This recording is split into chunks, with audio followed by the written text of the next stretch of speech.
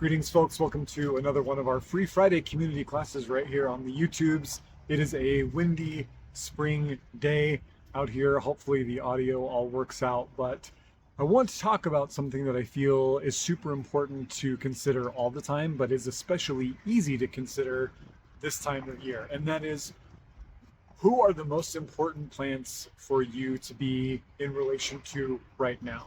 Now, as we go deeper and deeper into the plant spirit path, into working with plants and connecting with them, sometimes plants will come sort of out of left field into our lives, into synchronicities, patterns, and consciousness, and all of that. And that's fantastic. I totally lean into that safely. I don't want to discredit that. But for many of us, there's a point where we take that first step, right? Where we want to just start engaging with plants. We want to figure out who we want to work with, who we want to study and sit with and meditate with and research. And so where to begin, right? We've talked before about how there are rituals that I teach other places that can open us up to plants coming into our lives. We've talked about how sometimes just working with a really good qualified medical herbalist can be a good way to figure out which plants you should be working with, the ones that resonate with, healing things you're working on. But there's another way that is based on who shows up where you are right now. So I'll give you a spoiler alert for where we're going here. The three most important plants for you to be connected to, in relationship with, to know their names, to acknowledge and honor, are the three plants that grow the closest to where you sleep. Okay? So chances are, wherever you live, if you look out a window or step out a front door, somewhere within 20 or 30 paces of that space, you will encounter a plant or a tree or a bush or something, right? There is already an invitation for you to connect with that plant because you are sharing space. You are in the same place at the same time, both living your full existences with your different, human plant paradigms. And these are the plants, the trees, the shrubs, the flowers that we walk by every day, out of the house, back into the house, out of the house, back into the house. And it can be really easy for us to overlook them, not realizing that they're sort of sentinels, right? That they're sort of standing there watching you do what you do, right? And this is a conversation we've had before about houseplants. What better plant ally is there than one that's already so wrapped up in your stuff, right? They're already involved in your human drama. They're there. They're part of your home. They're part of your path. They're part of how you do life. You don't have to go anywhere different to be in their presence. And they exert a profound amount of influence over the wellness of your home, over the wellness of the people who live in your home, over the wellness of the things that happen inside of your home. And so to be in some kind of right relationship with them really just makes sense. So a shorter class this week, because it's more of an invitation or a challenge, if you like, to map out at least the first three, the closest three plants to where you sleep. Okay, so there might be a tree that's outside your bedroom window, and there might be a shrub that grows, on one side of your front door. You figure out how you're going to do this. Please don't overlook the weeds, the little guys that can be unassuming, that can be growing in the cracks along the side of your house, or in the soil between plants that you've put in intentionally. Sometimes these unassuming, quiet, humble little weeds are some of the most important and powerful allies we can have. And what I invite you to do, once you've done that first step, right, which to me is fun, go out, figure out who they are, get to identify them, do a little research, see how they got there. Are they native? Are they nativized? Who brought them there? Why do they thrive where you live? You can go as far in as you want or not.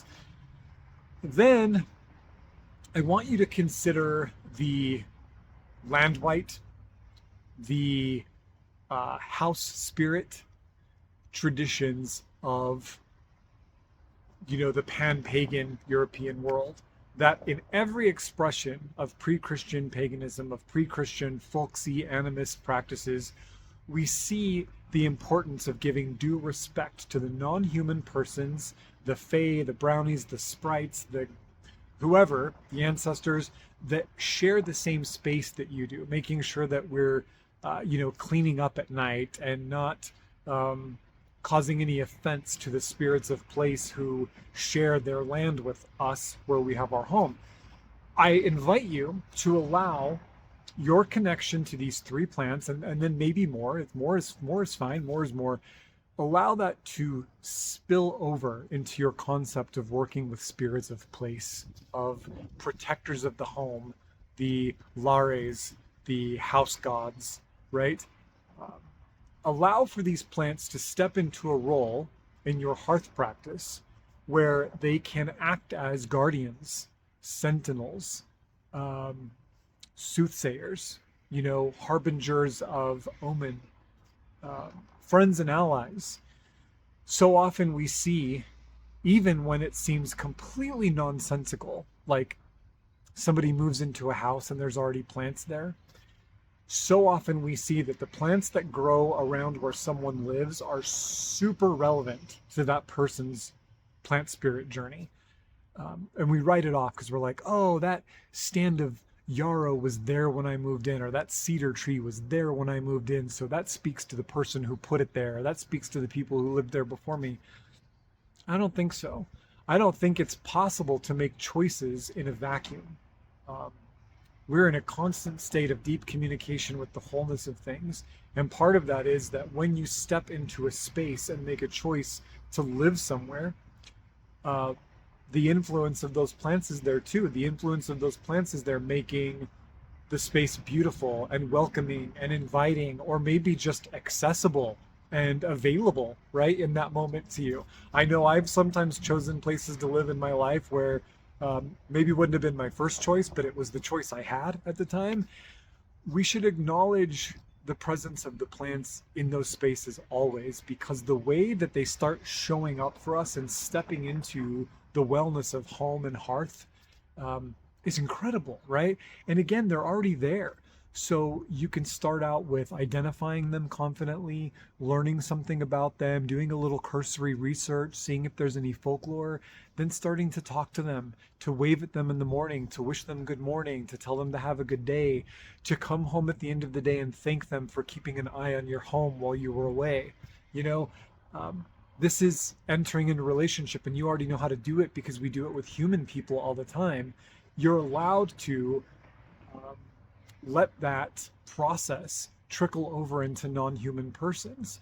While the external expression of that is very human, the deeper thing that's happening underneath your wave or your good morning or your gratitude, the language of the heart, is fully received by the plant, wrapped up in a little human package of language, right? So um, take this invitation. Spring, the plants are waking up. They're going to become more active in your life, easier to identify, to go out and figure out who shares space with you. And I would love, maybe some of you already know, maybe some of you don't, I would love for you to drop the three closest plants, maybe to your front door or where you sleep, or however you want to, figure it out, in the comments below.